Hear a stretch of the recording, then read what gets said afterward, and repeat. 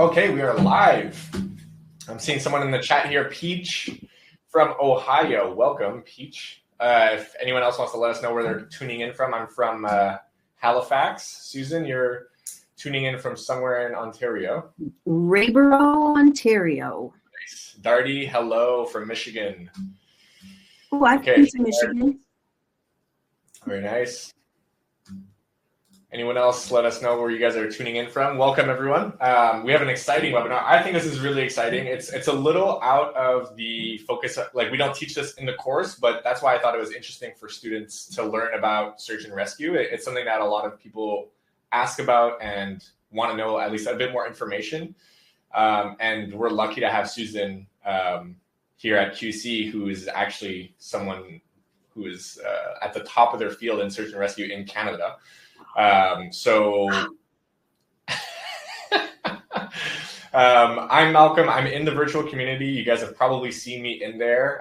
I try my best to stay active and keep you guys connected. And we're always trying to launch new webinars for you guys monthly. So if you do have any recommendations, suggestions, any ideas you guys want, let me know in the comments or in the virtual community. It's a good place to let me know. Today's webinar is going to be about search and rescue. About 20-minute, 30-minute presentation. We'll see how long it goes, and then we'll open it up to Q&A. If you have any questions, leave them in the Q&A section on the side here, not in the chat. And I'll do my best to get through them all before today's webinar ends. Seeing someone from Louisiana, Saskatchewan, from Jersey, South Carolina, Virginia, Kingston, Ontario, nice, Missouri, Ontario, Canada, California, Miami Beach. Nice. Awesome. Okay. People from all around. Susan, do you want to introduce yourself to those who don't already know you, haven't been to your wonderful webinars? The only problem is, Malcolm, suddenly I'm gone. I have disappeared. You're frozen? Guys in the chat, can you let me know if you could see Susan? I can see you fine. I don't know on your end if you guys could see. Maybe Vicky, if you could let me know.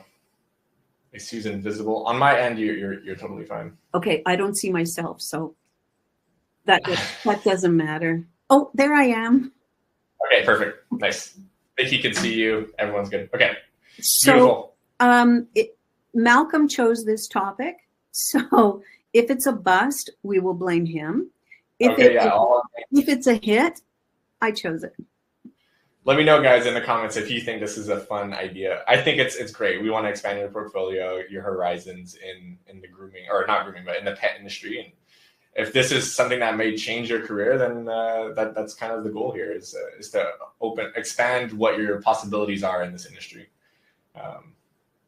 So yeah, Susan, if you want to just maybe introduce yourself a little more, and then I think you brought on someone that may be in the chat today with us. If you want to introduce them as well. Yeah, we'll ignore him for now, though. That's what I do. To those of you who have joined us before, good to see you again. We missed you over the month of August.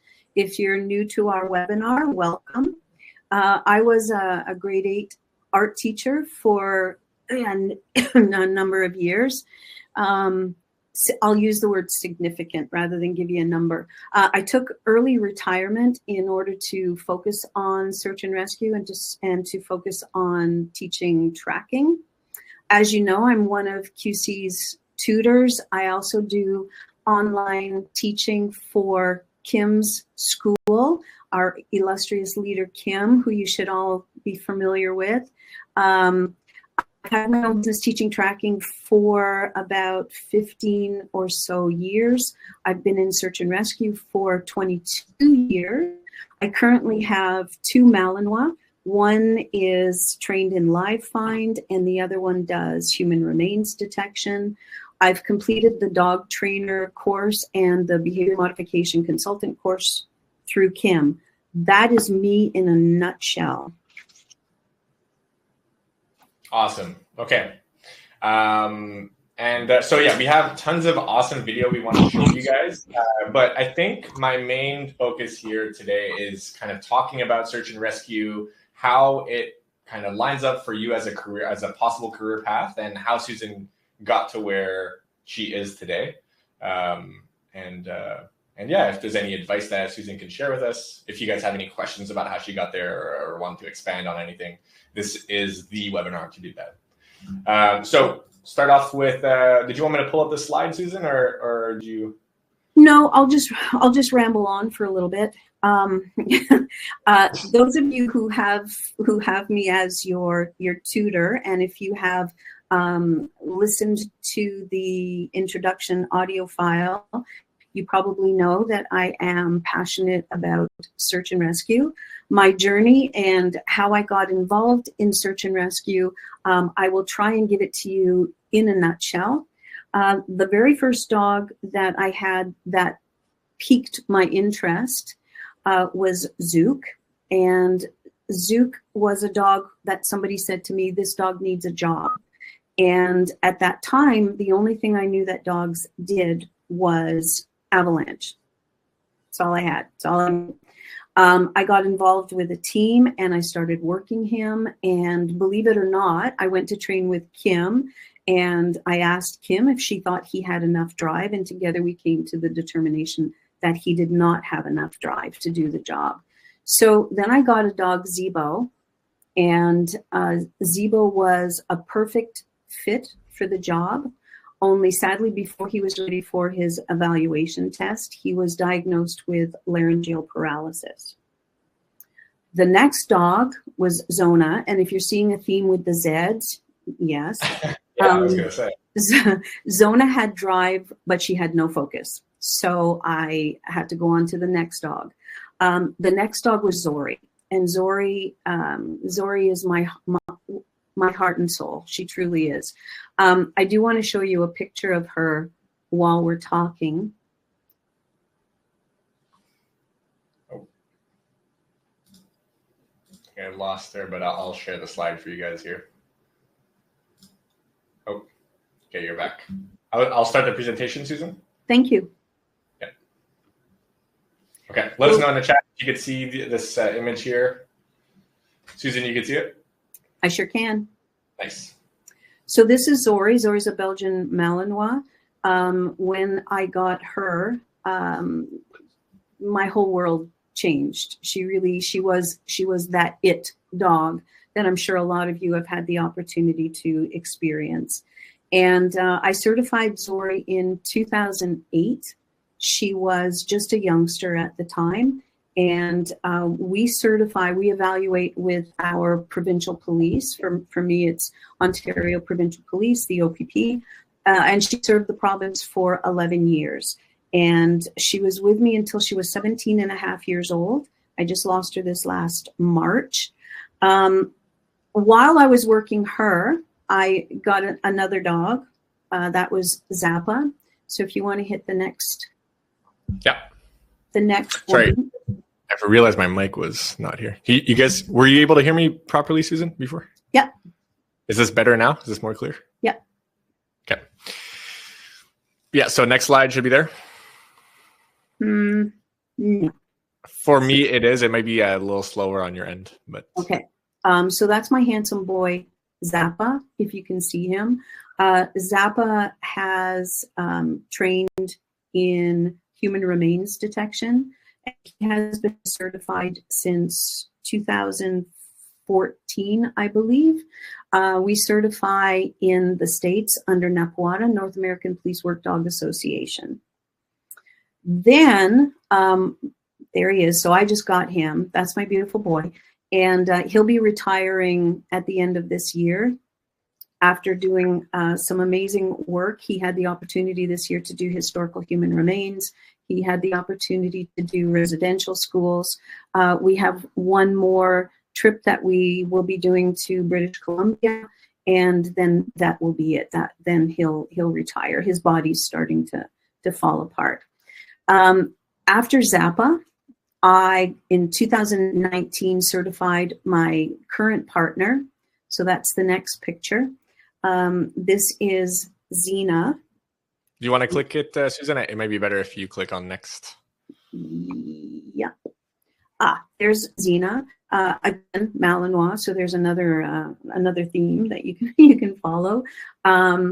So Xena, when Zori retired, I started working with Zena, and she's been certified since 2019. So how to get started in search and rescue, the makings of a search and rescue dog. So before I go too deep into this, I just want to say that I do have my training partner and teammate on this call, on this webinar. Unfortunately, he's not able to speak other than to type in the comment box, which I hope he will do. You will see his dog in some of the videos. His name is Bruno, and he is, as I say, my partner, and we spend far too much time together, if you ask me. But so starting a SAR dog, the first thing that happens is people often have a dog and they are positive that this is the dog for the job, and often it turns out that they were a good dog to learn through, but not necessarily the right dog for the job. So when you decide that you need a dog for search and rescue, if you decide, there are some qualities that you definitely want to look for in an appropriate search and rescue dog. So the first thing is we always want to see some play drive in the dog, and we want high energy. We want a dog that's confident, and we want a dog that is intelligent. I was going to say independent, but my dog now is way too independent, so I'm going to leave that out as a qualifier for my world. The big thing that we go for also when we're testing the dogs we're looking for a dog that has, you probably have heard of prey drive and hunt drive.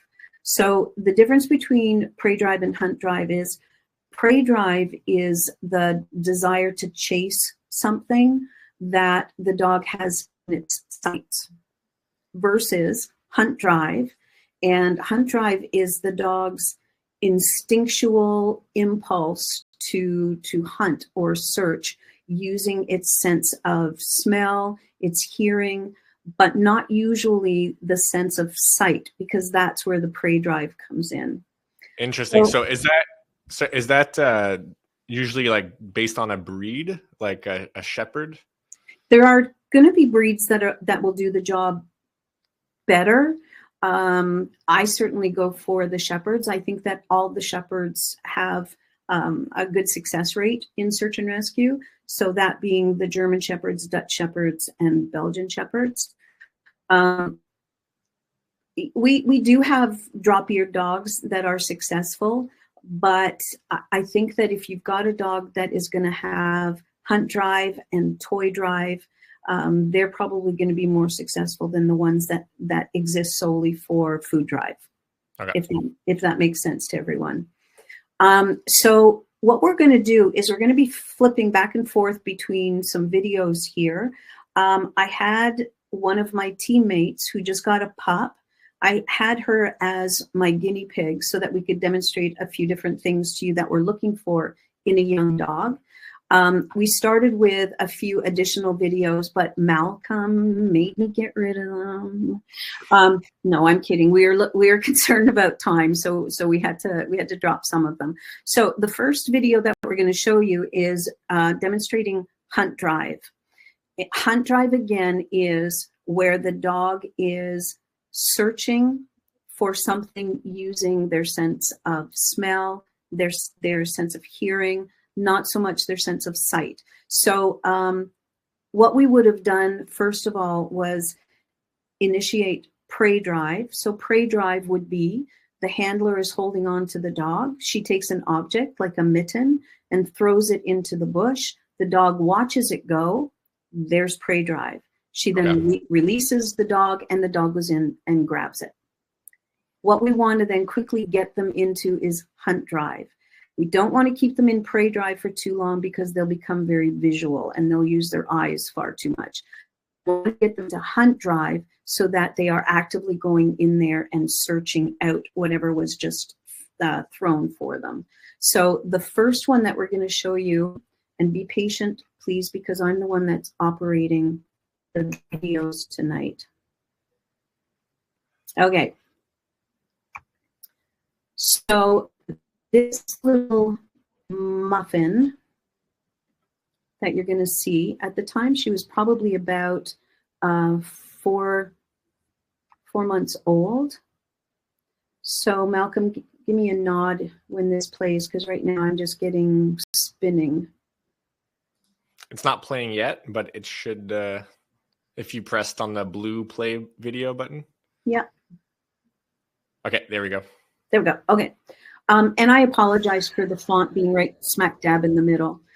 So this is Hunt Drive, as you can see by those great big letters right in front. Dog is being blocked. It's being thrown. I think it's a mitten, and the dog is being released. That's Hunt Drive. And that's how short some of our videos are going to be. That's Hunt Drive. And if we have a dog who goes in there and stands there for a second and goes, I don't see it, and has no interest in finding it, then that's right. not going to be a really good candidate. Or we need to back them up a little bit and introduce a little bit more exercises with Prey Drive before we try and bump them into Hunt Drive. And so it exists that you could have a dog that is just untrainable for this kind of stuff. It's not so much untrainable, Malcolm, as it is they just don't have the right aptitude for the work. Because, and like I said, my very first dog I watched because he just didn't have the drive that I was looking for. And then I had one with drive but no focus. So, you know, sometimes it's a crapshoot as to whether or not you have the right dog for the job. The next one that we're going to look at is for articles. So when we are deployed in search and rescue, one of the things that we're looking for are clues, and clues in the form of articles. The missing person is, of course, the biggest article, but along the way, we leave a lot more clues than we actually know. So we're leaving footprints.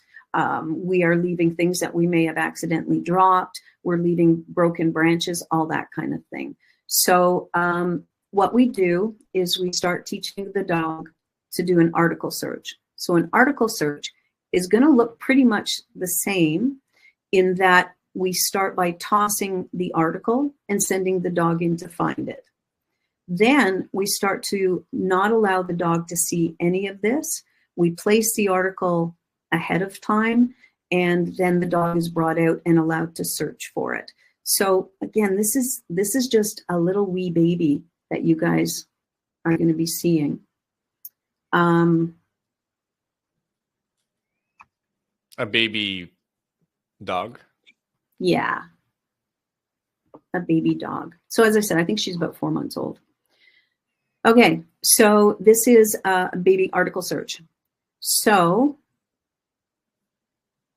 let me see if I can get it to play again. There we go. So she's doing what's called a fake drop. So you can see the handler has a glove and she's pretending to drop it. And then one of those times, she's actually going to let it go. Okay. That stopped abruptly.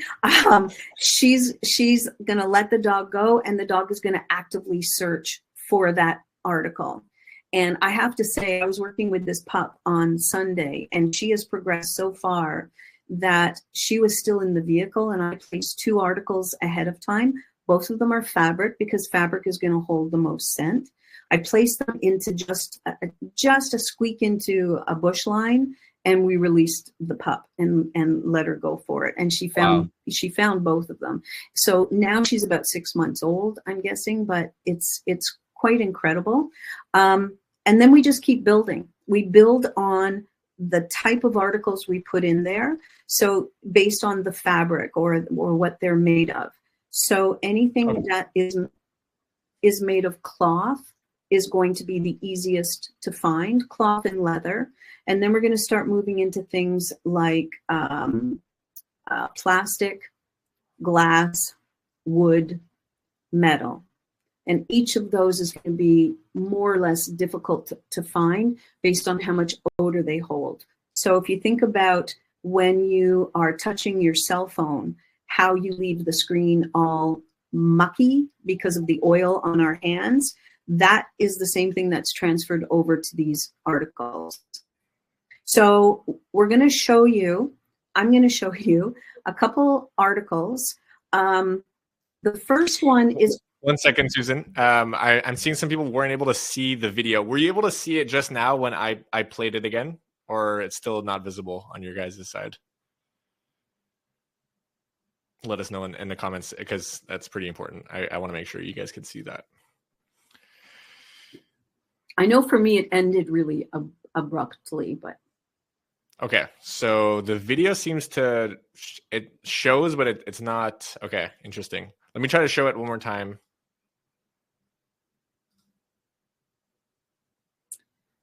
So what I was talking about once this starts is you're going to see the handler, and she's got a glove in her hands, and she's going to fake drop it, pretend that she's dropping it. One of these times she's actually going to drop it, and then she's going to go and work with the dog and see if the dog can pick up. See, yeah, it ends abruptly. She wants to see whether or not the dog can find that particular article. At this point, we're not concerned about how the dog finds it. We're not specifically looking to set it up so that the dog has to work the problem in any particular way. We do that once the dogs are a little more proficient at finding stuff. Malcolm, you were going to say something. Yeah, I'm just going to try something different here. I'm going to share my screen, and I think that may be better to show these videos. Give me 1 second. So while Malcolm's doing that, the next video is going to be the progression to how the big dogs do it. So these are dogs that have had the opportunity to go out, look for articles that are made of different fabric, different material, and are working independently. And what we do is we grid the dogs into the in the bush or in a field, and we're working perpendicular to the way the wind is blowing. So I don't know if you can see my hands here or not. So if the wind is blowing this way, we are going to work the dog perpendicular to it, going this way. Oh, interesting. Okay. Can I just get a quick show in the chat? Can you guys see the screen that I'm projecting right now? I'm sharing my screen. You should see an infinite mirror.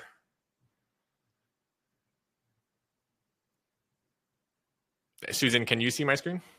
I can see infinite mirrors.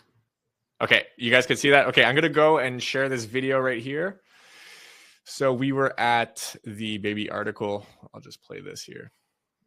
Yeah, sorry, guys. We do try and get rid of all the glitches, and then sometimes they just reappear. Yeah, so this is, you can see my screen, Susan? Yeah. Okay. Hopefully the chat can see this. I'll check in on you guys in a second. So here, we're fake dropping the glove, like Susan had said, and then... Yeah. She's going to come back. She's going to take the dog from me, and they're going to go and search. And look at how fast that little brat is finding the glove. So she just went right in there and found the glove. So that is where we start them. And now here's where they end up. So what you're going to see in the next video is the placing of an article. So here's where you're going to see my search partner. And he's going to show you where he's placing the article, only to give you some reference as to where you should be looking when the dog starts working. So in the bush, he's going to a tree. I think they were glasses. I think they were plastic sunglasses, perhaps. So keep your eye on that tree. We wanted you to know where the article actually is. The first dog that you're going to see come out is going to be my dog, Xena, just so that you have the opportunity to see how different dogs find. Now, when the other dog comes out, it's actually an article that's been moved into a different place. So she's not going to find it in the exact same place. But just so that you get a chance to see how the big dogs do it. Actually, I think I could play the videos through here. So now we're at play. So we placed the article, and now we're going to do Z article search. Yeah. Okay. So if I play this, I think this should work. This may be some type of inception here. Can you see the video, Susan? No. You cannot. Okay. No. Let me stop that. Okay, I'll share my screen again. Okay, we're going back to Z video search. So remember that tree where the sunglasses were put? Right. So this is where we are. Is there an easier way? Okay, there we go. Both of our dogs do a retrieve. So there's Xena. She's going to grab hold of it, and she does a retrieve. She brings it back to me. I'll play that again here. So she comes out. She gets a whiff of the odor of coming off the glove, or sorry, the glasses, and then she gets rewarded with her toy. And you'll get a chance to see the next dog. This is Bruno's dog, Mika. And as I say, I think the glasses are in a different tree, but you get an idea as to... So they're located over here, I think, somewhere around here. Okay, so there's Bruno, there's his shepherd, Mika. And you can see her checking high. She's getting odor coming by, grabs the glasses, drops them just like Xena did, and then she also gets rewarded with her toy. Incredible.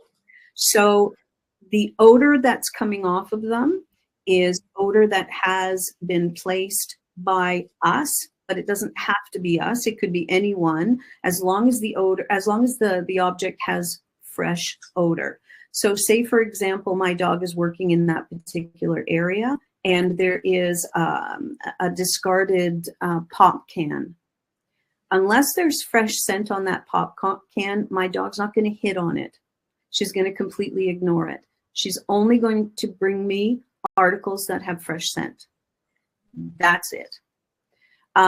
Okay, so we've seen a baby go out and do it, and that is a glove that's going to hold a lot of scent. Bruno and I are working our dogs with a pair of sunglasses, which are plastic. They're not holding a whole lot of scent, but they obviously are going to have some scent. Otherwise, the dogs wouldn't be able to find them. So once we have the dog working on finding clues, finding articles, finding things that a missing person may accidentally or purposely drop, we then start to work the dog at finding people. So finding people, when we take it back to the puppy again, those are called runaways. So if you recall at the beginning, I was talking about prey drive and hunt drive. We're bringing the pup back to prey drive again. We're bringing her back to prey drive, which is when she's able to watch her prey run away. So that's what we call runaways. The person who means the most to the pup at this stage is going to be her owner. It's going to be her handler. So the first ones that we do are handler runaways. So either Bruno or I would be holding on to the pup, and the mama would run away, and then one of us would release the dog. So here she's coming to her hiding spot. You can see Bruno in the distance, I think, has Mika, or has Fia, the pup, and in she comes to her mama. So there's prey drive here because she's able to watch her mama run away from her and then duck behind a tree. So then we just start to squeak into hunt drive. Okay. We're just starting to squeak into it because she's hiding behind a tree. That progresses to what we would call stranger runaways. So Bruno and I are not strangers to this pup, but stranger as in we're not her owner. We're not her handler. And that would progress to actually people that she barely knows. She may have just met for, a couple minutes ahead of time. So that's going to be our next video. That one's going to be a stranger runaway. And again, the pup is watching Bruno run away. So we're engaging prey drive. We're not engaging hunt drive until he actually deeks behind a tree. And if she was to lose sight of him, then we would kick in our hunt drive. So it's important that here there's no sight of the stranger. And is this a pivotal moment where the if a dog isn't good for this kind of work, they won't pay attention to the stranger? Is this just like the next after? Yeah, or they wouldn't go in. They wouldn't go into the stranger. So it's not so much that they can't see the stranger. It's when we first start the dog. So see how she held her for a while. We've got prey drive going because she's watching Bruno run away. Then it's going to switch to hunt drive because he's going to disappear behind a tree. So you can still see him, you can see him, and now he's disappeared. She's going to hold on to him, hold on to the pup for a second, just kind of like, turning her around, disorient her for a bit, and then in she goes. If that pup was nervous to go into somebody who she knows, like Bruno, then yes, we would have some concerns, and we would certainly be paying attention to that element. What that builds to is the dog having to find the person, searching in any type of terrain for any amount of time. But the big thing is they have to be able to tell us. So there are three things. There's search, locate, and report. And the report part is the biggest part. So many of us have dogs at home that we say, oh yeah, I let my dog out in the backyard and they find the kids all the time when they hide. But what we have to do is teach the dog how to tell us that they have found someone. So with Xena, with my dog, she does what's called a bark and hold.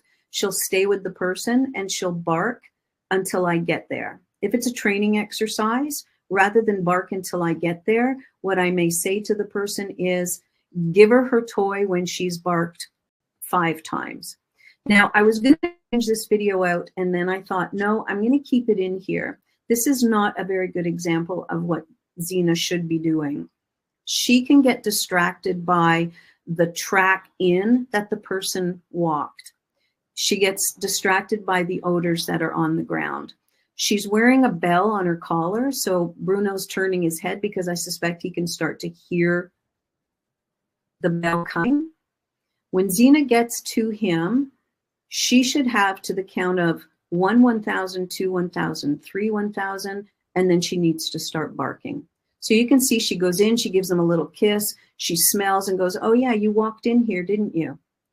So she's just skirting the edge there of where we would have said abort.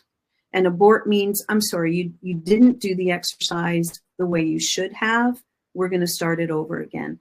So you can see having a Malinois that close to you barking in your face can be a little bit intimidating.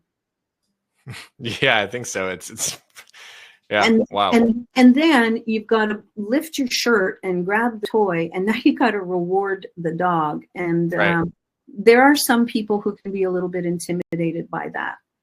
There's another trained final response that many people use, and that's called a recall refind. So Bruno's dog Mika is going to do a recall refind. So what that involves is she goes out on her search. There I am sitting like a lady. She's going to go out on her search, and when she finds me, she's going to leave me, and she's going to go back and tell Bruno. She tells Bruno by bang, so she hits him. She hits him with her front legs in the belly, and then he says, show me. She leaves him, and she returns to me. Now you'll notice she's coming to me from one direction and leaving me in another. And what we discovered was she figured out that there was a path that was a little bit easier travel. And that's the route that she was taking in order to get back to her handler. Interesting. So, yeah, that's cool. The recall refind has pros and cons. The bark and hold has pros and cons. The bark and hold, you're asking a dog to stay in what could be a scary situation. They could be staying with somebody who doesn't want to be found, and they're swinging their hands at them, or they're shaking a stick at them. Xena's got to stay there, and she's got to bark and amp up the anxiety of that situation of somebody being lost. The nice thing about a recall refind is the dog goes in. If it's a scary situation, it's all good. I get to leave, and go back to my handler. So she spins right off, and she does a beautiful, beautiful recall refind. She does not stay with me for a nanosecond before she's gone. You could see she kind of hit me. You could see me give a little jerk, and off she goes to Bruno. And as I say, she tells Bruno by hitting, she hits him, and he says, show me, and then together the two of them come to me. There are going to be times, particularly in the bush, where the dog's going to lose the handler. So the dog continues on back to the missing person, and then when they realize their handler's not with them, they turn back around again and they return to the handler and they give him another, what's called a body bang. And the handler again says, show me. So it could take multiple times before you actually arrive at that missing person, depending on how far away the dog has made their find.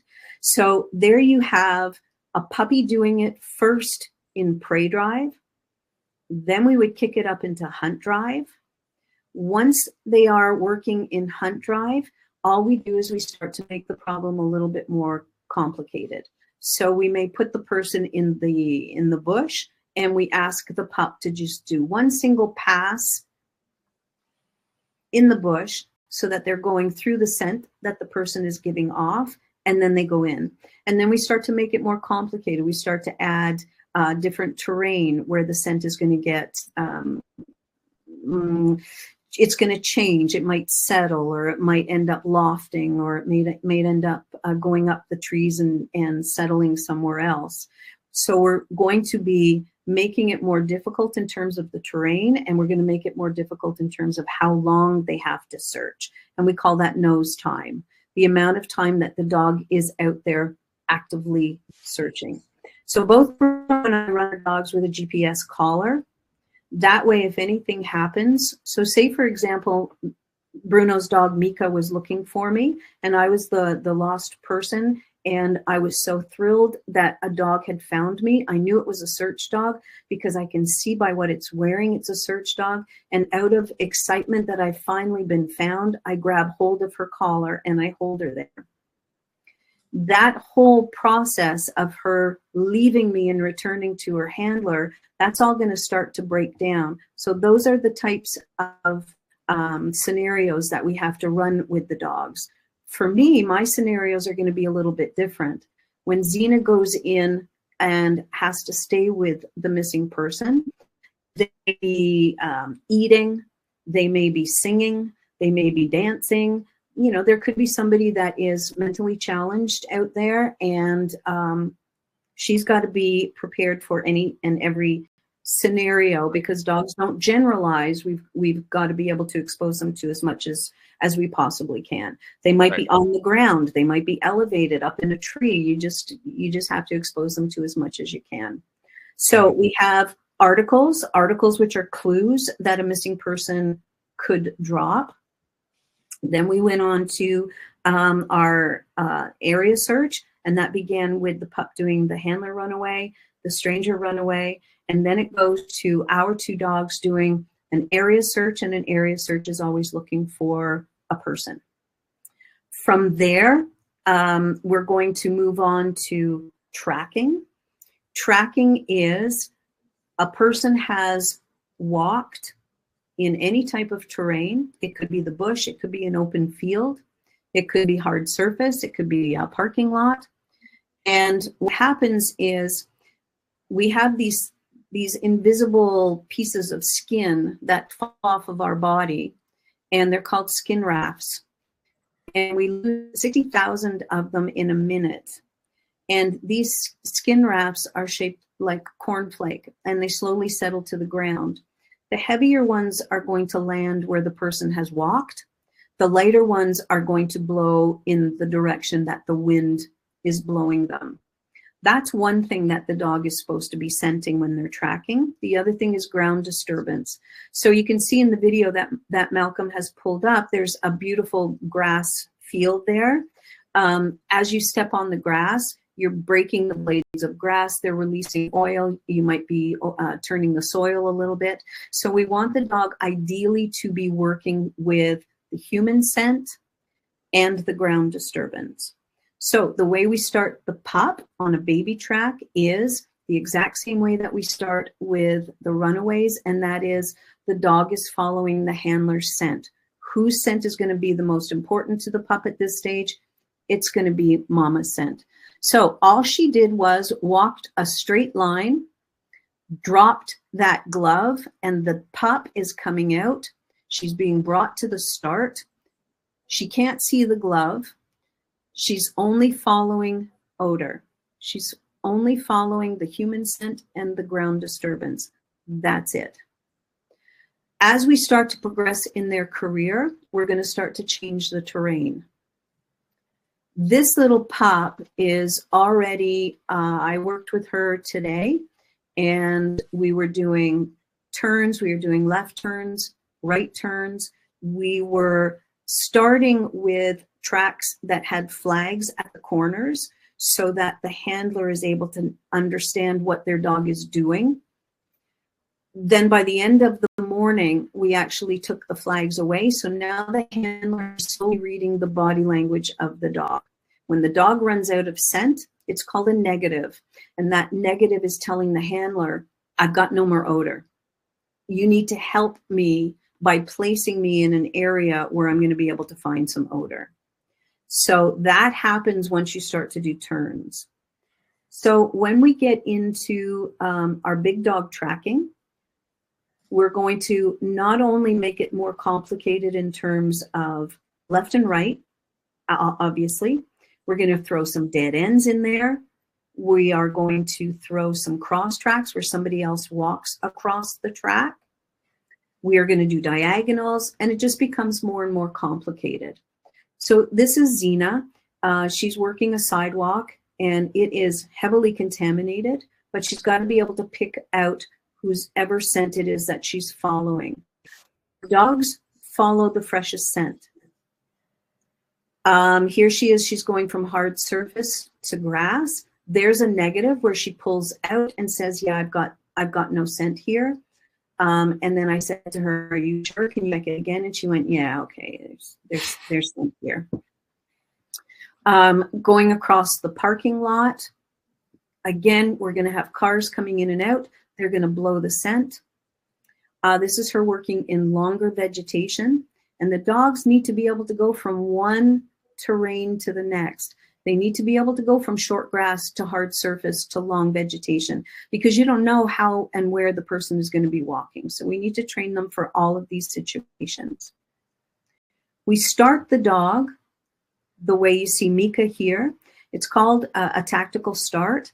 We don't know where the lost person first walked. Imagine it's that white truck behind Bruno. That could be the last place that they were seen, but there are umpteen different directions that they could go in. So the dog needs to circle until they actually hit on a track. Now, it took Mika a bit to find this, but it was no fault of Mika's. It was the track layer who gave faulty information. And you'll notice that as soon as she hits on it, she's good to go. We thought the track went one way, and in fact, it went another way. So here's the dog working beside a parking lot, beside a busy road. There are people walking. They can't lose their focus. They have to stay right on task with what they were told to do. She's switched over to gravel. The hardest surface is going to be blacktop or asphalt. That is always going to be the hardest because your skin rafts aren't going to stay there for very long. So I started talking about our skin rafts that we lose. I don't know the age of people who are listening, but I'm sure some of you are going to be familiar with the cartoon Peanuts. And there was one particular character whose name was Pigpen. And Pigpen also— let us know in the comments if you know about this. I don't know about Peanuts myself. Oh, Malcolm. He's just a baby, folks. Be patient with him. So Peanuts always, or Pigpen always had this cloud of dust and dirt around him, and that's basically what we're like for these poor dogs as we are losing 60,000 skin rafts in a minute. So I'm just sitting in my chair. I'm not moving. My hands I'm using to gesture, but that's it. And I'm still losing 60,000 skin rafts. So I'm going to have, a cloud of skin on the floor beneath me. Those skin rafts are, as I said, they're cornflake shaped. They are going to have bacteria on them. They're going to have sweat on them. There's going to be fungi on them. It's really quite disgusting what we produce. All of our skin rafts smell differently based on our ethnicity, our diet, our hygiene, what laundry detergent we use.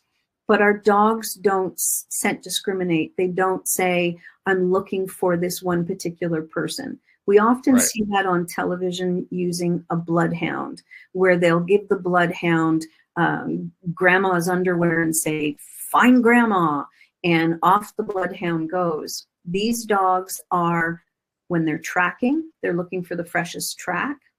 When they are working in the bush trying to find a person and they are using the wind, air scenting, they are going to hit on anyone and everyone who's in the bush, not necessarily the lost person. So if you have searchers, if you have law enforcement in the bush, the dog could just as easily hit on them as they would the missing person. So these skin rafts, they start to die off when they have nothing else to feed on. So when a skin raft is on the grass, it has sugars that it can feed off of. It has bacteria that it can feed off of, but it's only going to last for about 24 hours. When you throw these skin rafts onto blacktop, onto asphalt, that skin raft is not going to stay viable for very long because there's nothing for it to feed off of. Once it has depleted the bacteria that's on it, it's just going to die off. Now, if you add some sun, if you have the sun beating down on it, it's going to die off even quicker. So that's what makes our hard surface, our asphalt, our blacktop, more difficult for the dogs, because the skin rafts are not going to last very long. Plus, they don't have the ground disturbance that they would normally be working if they were on grass or in vegetation of some sort. So hard surface is always going to be extremely difficult for the dogs to follow. Those are the progressions that we're doing. We're starting the dog on short grass, and then we're going to progress them to all the different possible terrains that they could hit upon. That is it for videos. I'm curious as to whether or not Bruno has thrown anything into the comments. I don't see anything yet, Bruno. I seen you in the chat, but if you have any questions, I'll be glad to read those off. We do have a few questions though from students. Before I get into that, I did have that poll. Let's see how you guys liked this topic here. I'll show you guys the results at the end. You could be honest. It's good for us to learn. Was this topic a hit or a bust? Let us know. A hit, 100%. We're doing good. Okay. While we're here, I'm going to share a link. If you guys have a moment, it's really helpful for those who are kind of looking to get into one of these courses, training, grooming, daycare, for them to read what students have had to say, what their experience was. So if they're on the fence about kind of getting into this field, it's just really helpful for you if you guys have the time to leave a review, how your experience was, how it is to be a student at QC. So if you have a second, it's really helpful for other students. Okay, we could go right into the Q&A. Susan, did you have anything else you wanted to add? No, I'll just do a wrap up, but we can do the Q&A first. Let's do it. Okay, 100% said it was a hit. I love to see it, guys. You could also let us know in the chat if you enjoyed this. That was probably Bruno, though. Okay, so Tessa asks, is it possible to train a dog for narcotics and search and rescue, or better to pick one of the two? It's probably going to be better to pick one of the two. We do have cross-trained dogs, but cross-trained dogs are not usually the profile or the discipline of narcotics and search and rescue. Search and rescue might be paired with human remains. That's probably about the only thing that you would pair it with. So it would be pretty well one or the other. Okay, next question from Vanessa. Hopefully that answers your question, Tessa. If you want to clarify, let us know. Vanessa says, how long is it considered a fresh scent? I think you already went over that, but if you want to, I think you said, okay, hold on. If I'm listening right, A fresh scent with vegetation to feed off is 24 hours. Ooh. And if there's concrete with no vegetation for it to feed off, it's less than that. And if there's sunlight, even less than that. You were listening. There we go. Okay. Yeah. And I didn't even know it ahead of time. Yeah, so that's exactly it. A track will probably remain for about 24 hours. While that 24 hours is ticking away, you're going to have times when the human odor is going to be stronger than the ground disturbance. And then there will be times when the ground disturbance is going to be stronger than the human odor. So they're constantly playing, and that's one of the things that we do when we're teaching the dog to track, is we start to age the track so that they have that opportunity to play with the different variables that could be reproduced by aging the track. And cool. Yeah, so a hard surface, those of you who have ever had a dog and you've tried to get an urban tracking title, where there's a component of hard surface, depending on the weather, if it's overcast and maybe the ground is wet or there's a light mist going on, it's going to last longer. But as soon as you start to put that sun beating down on the skin rafts on hard surface, it's probably going to only last about 20-30 minutes. Okay, hopefully that answers your question, Vanessa. Next one from Christiane. Behavior question. We have a high prey drive search and rescue dog that consistently injures themselves during kenneling, but is fine during training, search and rescue, and even transport. Is there a specific behavior modification or training technique or insight into this issue? So high drive dog, and it injures itself when it's being confined in a crate. Am I understanding that question correctly? Rescue that consistently injures themselves during kenneling. Yeah. So when they've been put up into the crate. Yeah, we're looking at behavior mod here, getting the dog to be more comfortable when they're in the crate, and not only transporting them when they're going to work, but transporting them when they're doing absolutely nothing. So taking them around the block and then bringing them back again. High drive dogs, yeah, it can be a problem in a crate, and I wouldn't suggest that you stop crating the dog. I would still suggest crate the dog. Otherwise, you're going to have a vehicle that looked like one of my tracking students. She drove a Tesla, and her Malinois was loose in the Tesla until about $12,000 later, due to damage. So you definitely want to keep the dog crated, but you're looking at behavior mod stuff where you're starting to get the dog more comfortable in the crate, not when they're amped up thinking they're going searching. You know, it could be something as simple as you give them a stuffed Kong, you give them a meaty bone to chew on while they're in the crate, and see if that helps to bring them down a bit. The problem that some people have is they have these high dogs that have fabulous play drive, toy drive, but they don't have food drive. So you can give them a meaty bone and they'll go, no, not if we're going searching. So that's why you need to make sure that you're tempering that with the opportunity for the dog to be kenneled, even if they're not going on a search or going to training.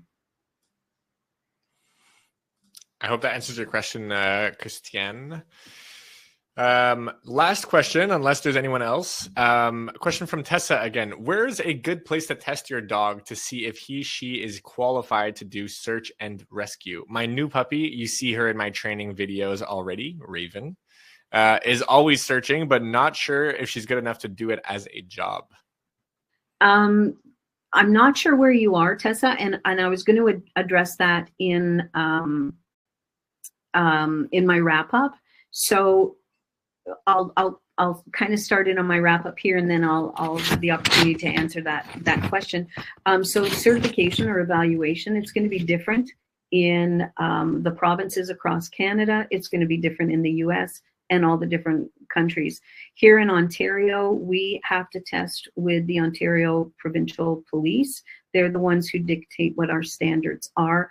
But like I said, it's going to be different everywhere you go.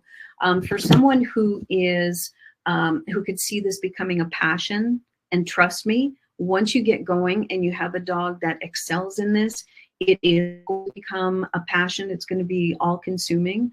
It starts with the right dog. So it's going to start with that play drive and that high energy and that intelligence and confidence. That's always going to be the most difficult part, is finding the right dog. Then you need to either find a mentor or a trainer, ideally a team. I don't know about other parts of Canada or other parts of North America, but we don't have many teams in Canada where there is an actual canine trainer. There are 19 search teams in the province of Ontario, but there are only 2 teams that have certified canine, certified civilian canine. So the chances of you finding a trainer on another team are going to be slim and none. So basically what you're looking for is some kind of training partner or a mentor. But if that's the route that you have to take, then you need to make sure that the trainer or mentor is someone who shares a common philosophy on training. You don't want to be at loggerheads with somebody because you just don't feel comfortable doing what they're asking you to do. And that said, they should embody the characteristics that you want to emulate when you yourself start your training. But basically, you need to be able to match yourself up with a trainer or a mentor, ideally a team that has a trainer, so that they can assess your dog. When I assess a dog, the first thing that I'm looking for is whether or not they have hunt drive.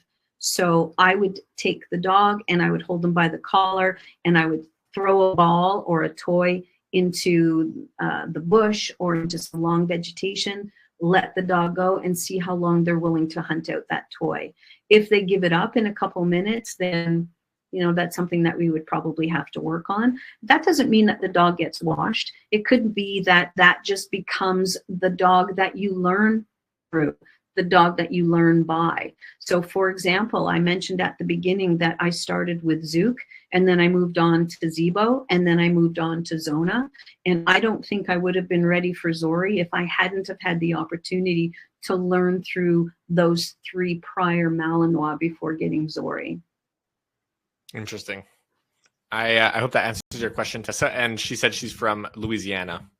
Yeah, I think you guys have a lot of teams out there. I know a lot of them probably are going to be bloodhound, and I think you're probably going to find a lot of teams that are doing trailing and not tracking. So the difference between the two, and bloodhounds are the ones that certainly are most known for trailing. Trailing is when the dog is only following where the human scent has blown, where they have access to the human scent. They don't care about ground disturbance. Whereas our dogs, we do want them to follow not only the human scent, but also the ground disturbance. So that's where the two differ. And I would think in Louisiana, you're probably looking at a lot of teams that are trailing, which is perfectly fine. And dogs that aren't bloodhounds can trail also. Amazing. I just shared with you guys the link to the virtual community. This is a great place for these questions to continue and the conversation to go to. We also share all the webinar information and there's tons of posts in there. I encourage you, if you're not already in there, to sign up.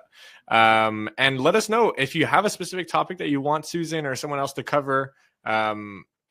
That's where I would find out from you guys. It's the best place for me to give you what you're looking for. So please take the opportunity and let me know. Thank you so much, Susan. You did great. I mean, the videos were awesome. Sorry for all the little troubleshooting we had to do at the beginning there. And thank you guys for sticking around. But yeah, it was a pleasure, and we'll see each other again next month. Thank you again, Susan. Thanks, everyone. Take care, everyone. Bye-bye.